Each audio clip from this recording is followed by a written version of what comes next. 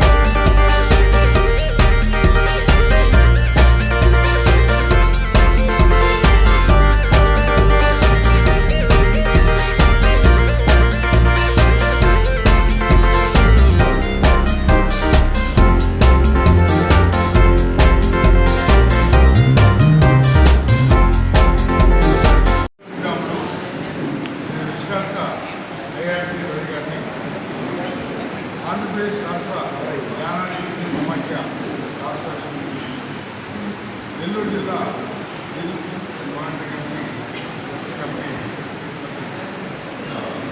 ఈరోజు ఇక్కడ డివిజన్ భవన్లో, నెల్లూరు డివిజన్ భవన్లో ఆంధ్రప్రదేశ్ రాష్ట్ర యానాది సంఘాల ఐక్య కార్యాచరణ కమిటీ ఆధ్వర్యంలో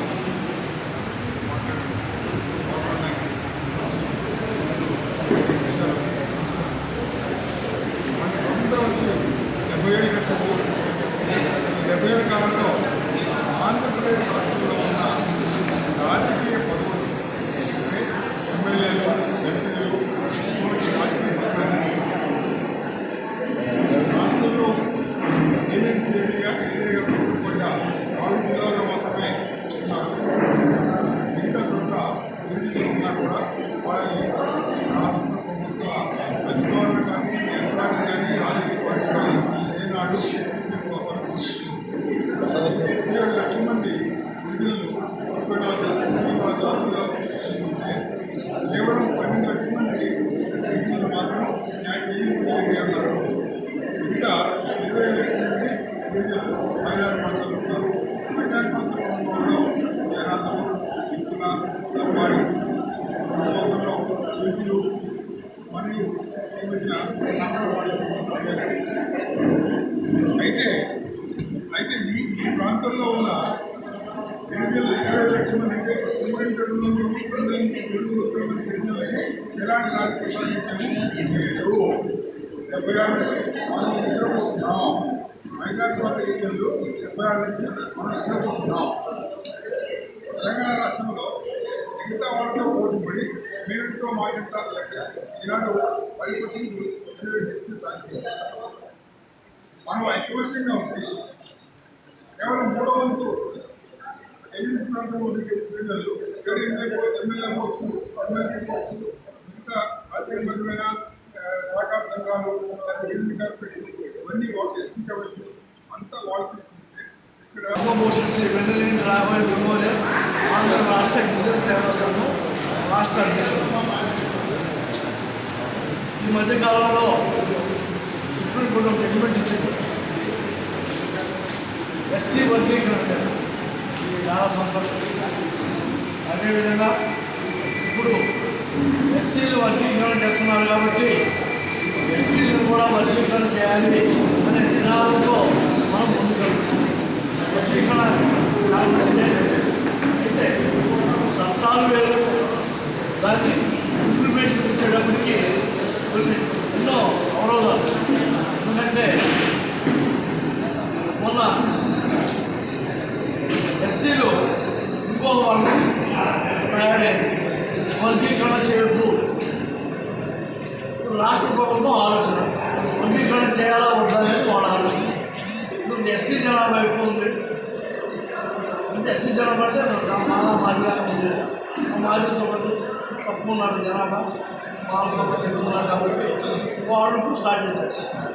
అదేవిధంగా మన ఎస్టీల్లో ముఖ్యంగా ఈ ప్రధాన ప్రాంతంలో ఉన్న కులాలు యానాదులు, ఎరుకల, లంబాడి, సుగాలి, నక్కల, చెంచులు ఈ జాతులు ఉన్నారు. చాలా అధిక సంఖ్యలో మనం ఉన్నాం. కానీ ఇప్పుడు రిజర్వేషన్ పాలసీ అనేటప్పుడు అధికారులు కానీ రాజకీయ నాయకులు కానీ వాళ్ళు కనిపించేది ఏజెన్సీ ఏరియా వాళ్ళకి కనిపించదు. ఎవరు వెళ్ళినా ఏజెన్సీ ఏరియాకి వెళ్తారు. ఒక మిత్రులు బంజారా వాళ్ళు ఒక రిప్రజెంటేషన్ రాశారు నేషనల్ టెక్స్టైల్ కమిషన్ నెంబర్. అందులో అత్యధికంగా పర్సంటేజ్ ఎస్టీలు విశాఖపట్నంలో ఉన్నారు 14%. దాని తర్వాత విజయనగరంలో 10% ఉన్నారు. నెల్లూరు జిల్లాలో 9.69% ఉన్నారు. ఈ విధంగా పర్సంటేజ్ ఉంది. అయితే ఈ పర్సంటేజ్ ప్రకారం మనకి నామినేటెడ్ సరస్వతమ్మ, నేను విశ్రాంత ఆర్డీఓ. అందరికి తెలుసు, ఇటీవల సుప్రీంకోర్టు ఎస్సీలతో పాటు ఎస్టీ వర్గీకరణ కూడా జరగాలి.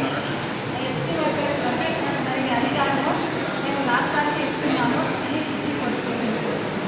కాబట్టి ఇంతకాలంలో మా మనసులో ఉంది ఎస్టీలకు కూడా వర్గీకరణ జరిగితే బాగుంది కదా అని నేను మనసులో అనుకుంటుండే సమయంలో ఈ సుప్రీంకోర్టు జడ్జిమెంట్ వల్ల ఎస్సీలతో పాటు ఎస్టీలు కూడా వర్గీకరణ జరిగితే బాగుంటుంది అని మేము అనుకున్నాము. ఆగస్టు 25వ తేదీ తిరుపతిలో సమావేశం పెట్టాము.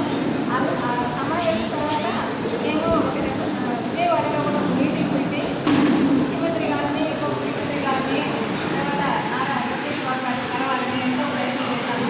కానీ ప్రకృతి మాకు సహకరించలేదు. వరదల వల్ల మేము మీటింగ్ పెట్టలేకపోయినాము.